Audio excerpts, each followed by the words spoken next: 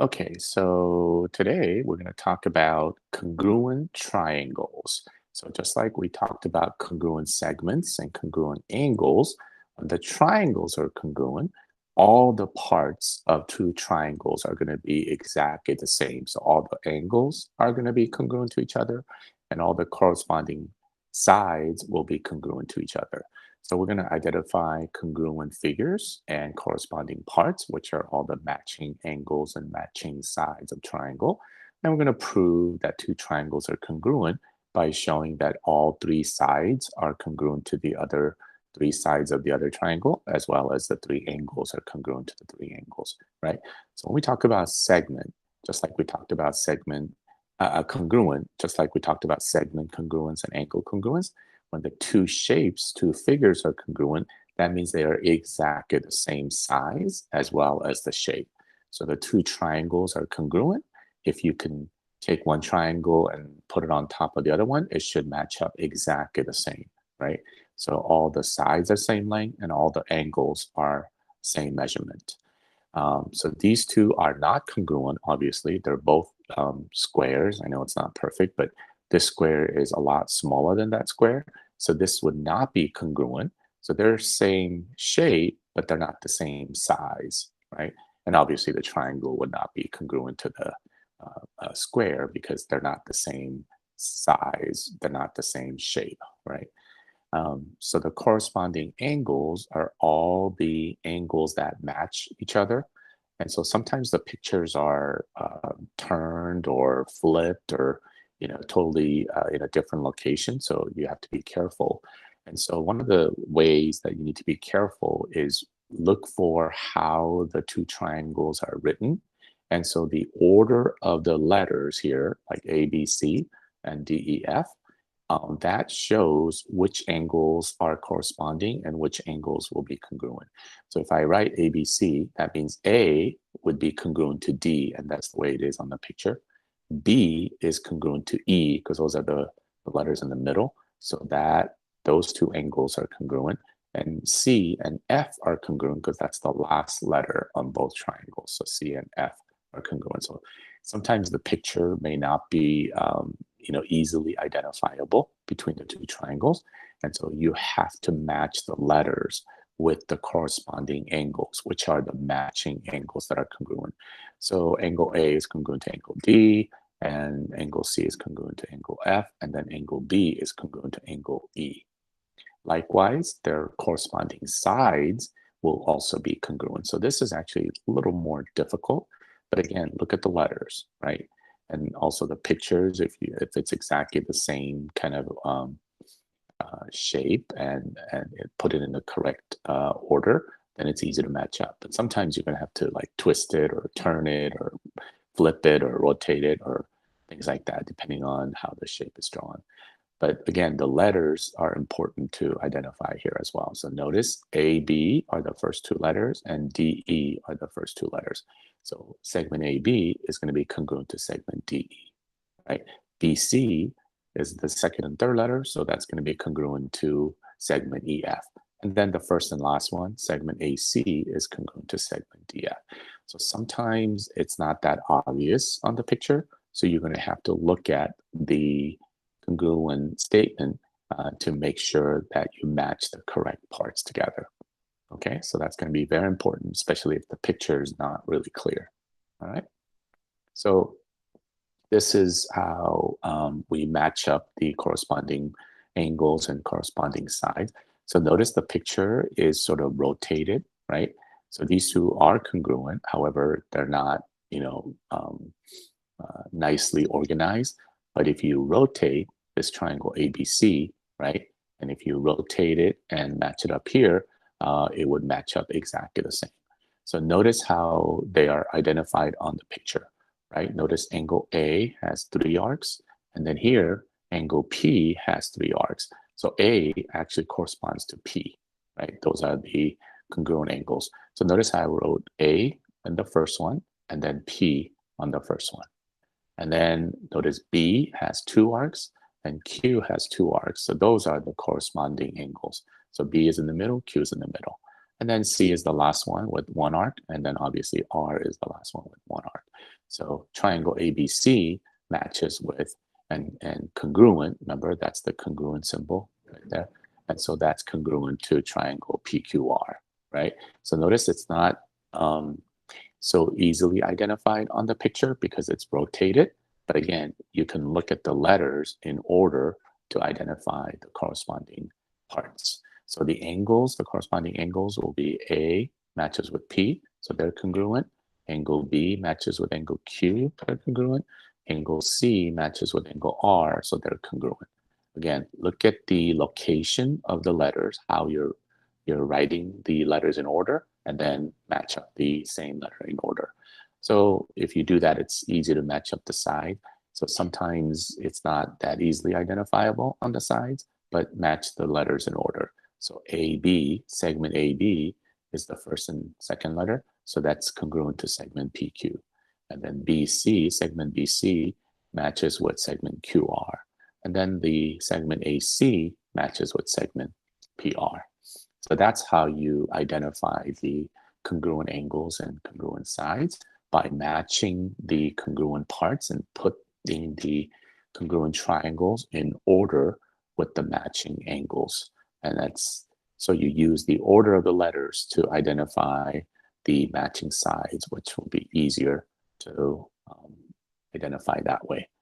Sometimes the picture is a little bit confusing because they're either rotated or flipped, or so it may not be easy just by looking at the picture. Okay. All right. So then if I have two congruent quadrilaterals, so this is a four-sided figure, so quadrilaterals. So again, look at the letters in order. So notice D matches with K, right? Those are the first letters. So I put one arc on D, and then I put one arc on K.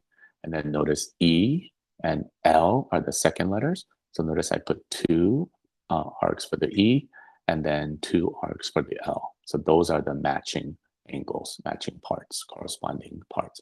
And then F and M are the third letters. So I put three arcs here for the F, and then three arcs for the M. So those are the matching parts. So you can tell here that this picture is rotated again to kind of match up with this quadrilateral, right? So then if you kind of rotate it and move over here, it will match up exactly the same. I didn't mark the last one. The G and N are the matching angles. I didn't mark it with the four arcs. You could have, but I didn't because it would have been a little messy there. But G and N matches. Those are the corresponding parts, corresponding angles. So with that in mind on the picture, so if you mark it on the picture, it'll be much easier to identify the corresponding sides as well, right? So here, between the one arc and two arcs is DE, and then DE is the first two letters. So DE matches with KL.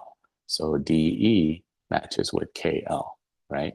And then EF matches with LM, right? And then FG right here, FG matches with the last two letters, which is MN. So those are the matching corresponding sides. So we're going to use that, right? So to figure out the X and the Y, right? So X is here, 5X plus 2, and that matches with the FG, right? FG here matches with MN here. So that's the information I'm using. So segment FG matches with segment MN, so they're congruent. And I marked it on the picture as well. So if the segments are congruent, remember, this is the definition of congruent segment, the length are equal. So you can switch from the segment congruent to length equal. And then you can substitute the length FG and the length MN, right, with the numbers, because that's given on the picture here. So the length of FG is 12 right here. So I substituted that with 12. And the length MN is given to us as 5X plus 2. And that's what I substitute, right? So now we solve that. So once you get to this point, then it's just all algebra from there. But it's being able to identify the congruent angles which will help you to identify the congruent segments as well. And so then we solve this, so we subtract 2 from both sides because we want to cancel that out. So when I subtract 2, you get 10, right? And then the 5 times x, so we divide by 5 on both sides to cancel that 5 out. And so when I divide that by 5, x is going to equal to 2, right? So that's the answer for the x, right? Now to figure out the y, now the y refers to this angle L right here, right? And so you have to look for the matching letter for the L. The L is the second letter here. So look for the second letter, which is the E. So that means angle E is congruent to angle L, right? Because those are the matching second letters on the picture. Well, so then, if again, the angles are congruent, then the measurements of those angles are going to equal. Again, that's the definition of congruent angles. And then we substitute the two measurements, the measurement of angle E and the measurement of angle L from the picture, right? Angle E is 111 degrees, that's given to you on the picture. And then angle L is the y variable that we're trying to solve. So then we substitute those measurements from the information from the picture. So this is referring to there's an arrow right here. So that's referring to the angle measurement L right there, right? Not the length of the side, because there's that little arrow right there referring to the angle measurement, right? So then you solve this. So then you subtract 6 to cancel this out, right? So subtract 6 and then subtract 6, right? So then 111 minus 6 is going to be 105. And then you divide by 5 to cancel that out again. So divide by 5 to get to the last step on the answer. So the y is going to be 21, right?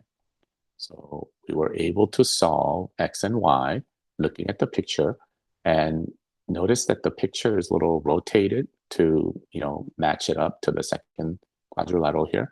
So you need to be careful how you write this, right? And how you write this is going to dictate which angles are congruent to the other angle on the other picture, right? And that also is going to help you to figure out which segments are going to be congruent to the other segment, because the order of the letters corresponds to the order of the other letters for the two shapes here, okay?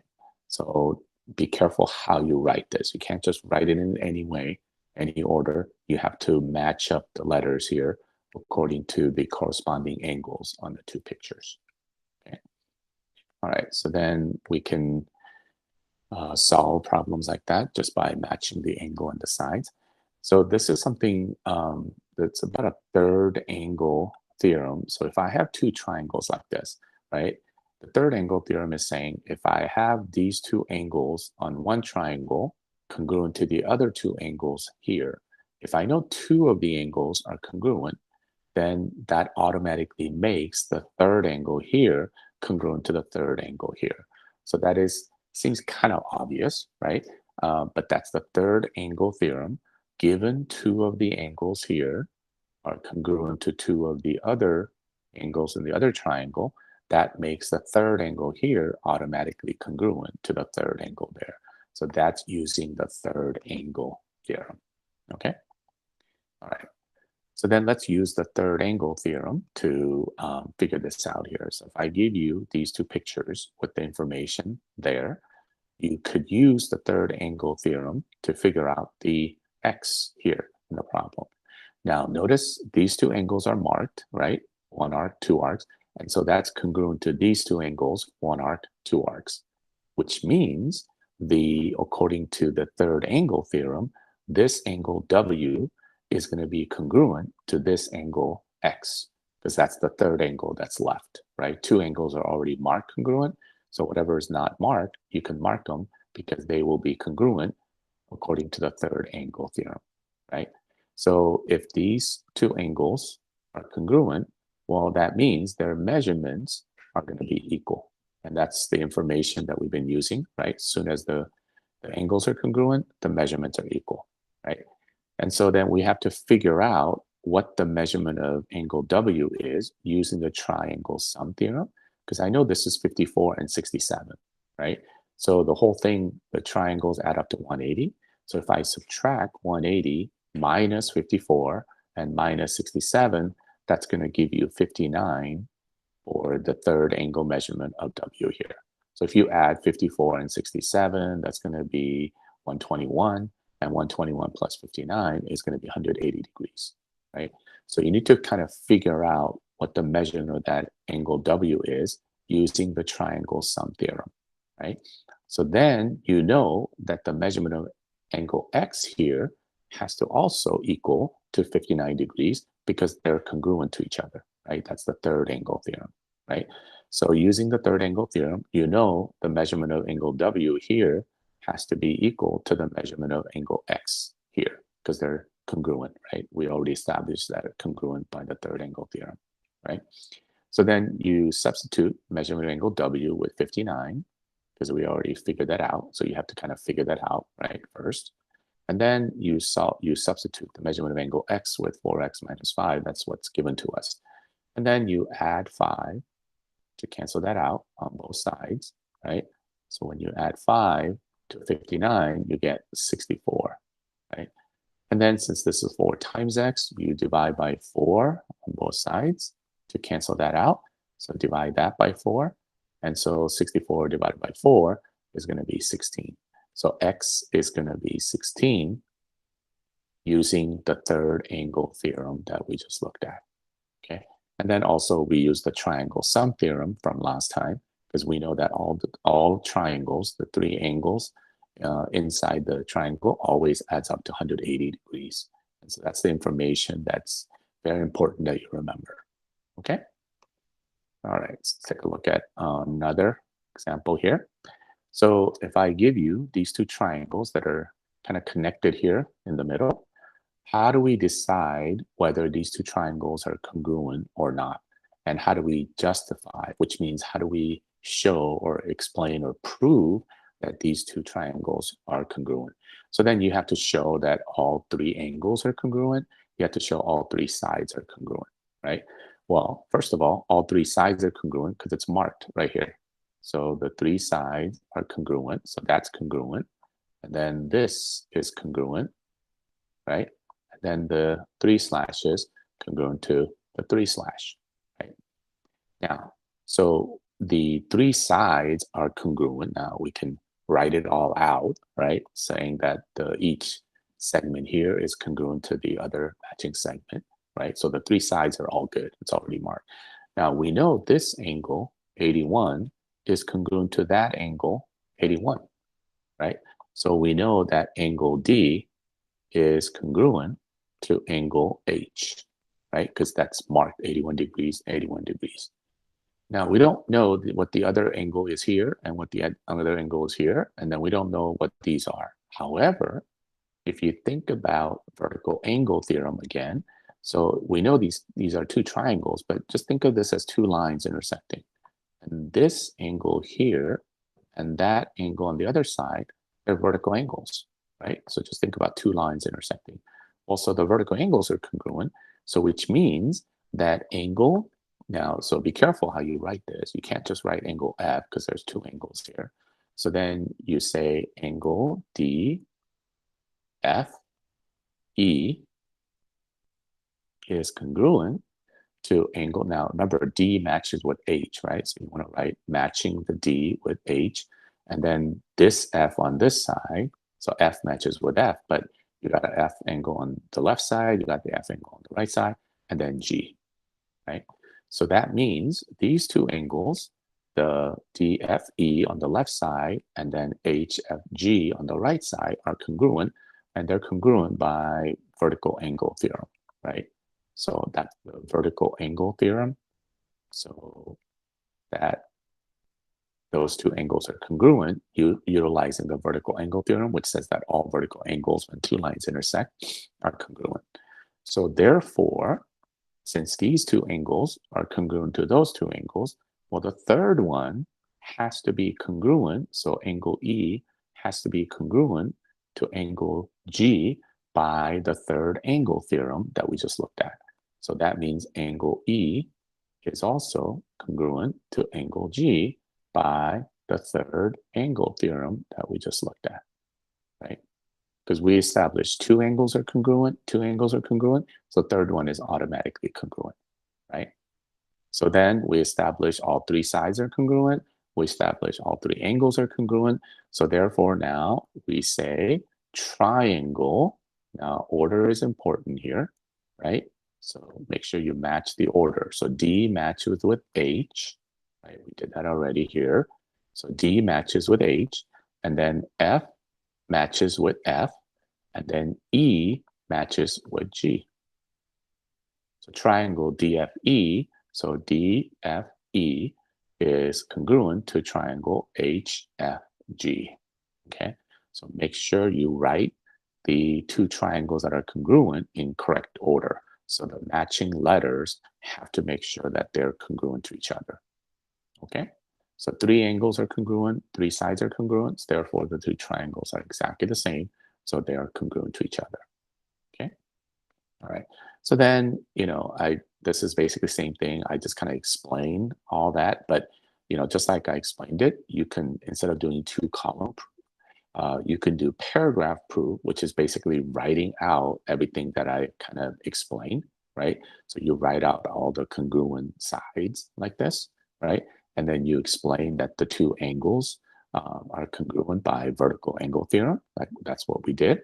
And then you say that these two angles are congruent by third angle theorem. So it's basically what we just kind of explained, but you're just writing it all that out in sentences. And so that's what we call a paragraph proof. So you can kind of explain in words and in sentences everything we just done instead of doing two column proof. And so therefore these two triangles are congruent because all the corresponding angles are congruent, all the corresponding sides are congruent, right? So that's a paragraph proof, which you can use to explain and write things instead of doing two column proof sometimes, okay? All right, so here's three more properties that sounds familiar to us, right? So just like we had a reflexive, symmetric, and transitive property of equality, as well as congruence for the segment and angles, well, now we have the same kind of a thing, except we're talking about congruent triangles, right?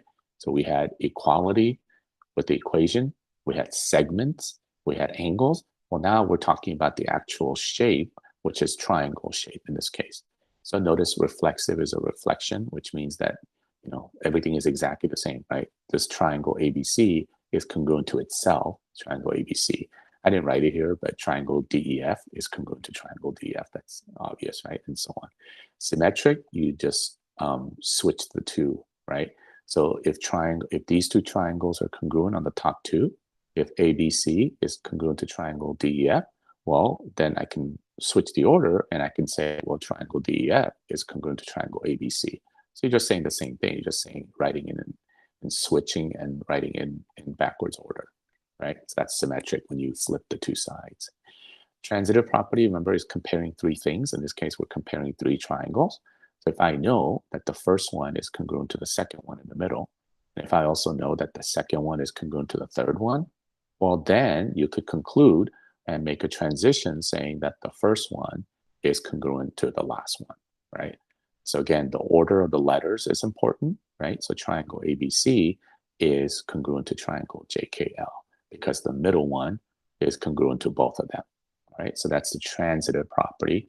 This time we're talking about transitive property of congruent triangles, whereas before we talked about transitive property of equality with the equal sign, as well as segment congruence and angle congruence, okay? All right, so then, again, we have these two triangles, right? And we're trying to find if these two triangles are congruent, and using that idea, we can solve for x here. Again, we have angle A congruent to angle L, angle B congruent to angle M, because it's marked. So we have two angles here congruent to two angles here. Well, which means that the third angle here, so angle K, is going to be congruent to angle C, right? So you can mark it if you want. So with the 3 arc there and then 3 arc here. So that means whatever the angle C is, that's going to be equal to 5x minus 2. That's the third angle theorem that we just looked at because we already marked 2 angles are congruent to the other 2 angles there. So we need to figure out measurement of angle C. Well, using the triangle sum theorem, I know that all 3 of these add up to 180 degrees. Well, if I add 58 and 74, that's going to be 132, right? So 58 plus 74 is 132. Well, so then I subtract 180 minus 132 to figure out the measurement of angle C, right? So add these two, which is 132, and then subtract from 180, and so that's going to be 48 degrees, right? So measurement of angle C is going to be 48 degrees, right? Because if I add all of that, it's going to be 180 degrees. So then whatever the 5x is here, if I make that equal to 48, I can figure out what that is because I know these two have to be congruent, right?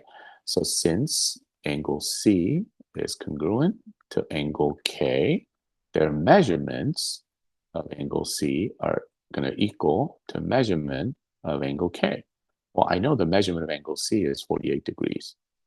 And I know that measurement of angle K, whatever that is going to be 5x minus 2. And so we solve that. So once we get to this, then that's just algebra, right? So we add 2 to cancel that out. So then you get 50. And we still have 5x on the other side. And so then we divide by 5 to cancel that out. And so x is going to be 50 divided by 5, which is 10, right? And so if I wanted to, I can plug that back in there, right? And so then 5 times 10 is 50. 50 minus 2 is 48. So that is also 48 degrees, which indeed is same as the 48 degrees. So it checks, right? So that's how we could use the congruent angles and the triangle sum theorem to figure that out, okay? All right, so we can do the similar thing here, right? So if the 2 triangles are congruent, right, then we can show all the 3 angles are congruent and all the 3 sides are congruent. So here, we need to show all the 3 sides are congruent. So again, it's all marked, right? So those 2 are congruent, right? And then the 2 slashes there and 2 slashes there are congruent. And then 3 slashes here and 3 slashes there are congruent. So all 3 sides are congruent to the other 3 sides. So that's good. Now we need to make sure all the angles are congruent. Well, we got one arc here and then one arc here. So angle D is going to be congruent to angle X, right? And then we got a right angle here, which means that angle E is going to be congruent to angle Y. Well, according to the third angle theorem, since the 2 angles are congruent, 2 angles here, that means angle F is going to be congruent to angle Z, right? So angle Z is going to be congruent to angle F according to the third angle theorem, right? So then now established, all 3 angles are congruent, all 3 sides are congruent. So now we write the triangle in order. So let's go from the D and E and F is congruent. Now, which one matches with D? Well, X matches with D, because how do we know? We got one arc here, one arc here. So that's X. And then E is the right angle, so the right angle is the Y. And then obviously the third one is the Z there. So the triangle DEF is congruent to triangle XYZ because all 3 angles are congruent and all 3 sides are congruent. Now we could have kind of, wrote that out here, but I didn't because we marked it on the picture, right? But you could write all the corresponding angles congruent and all the corresponding sides, the segments congruent as well. Okay. All right. So again, this is a paragraph proof of that, right? It's basically what we just did, right? So you could write out all the matching segments congruent here, right?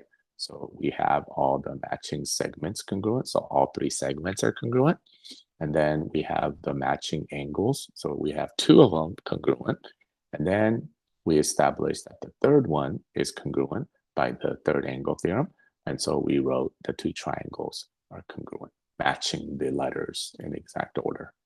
Okay, all right. So then that's it. So that's your homework. All right, good luck. Thank you.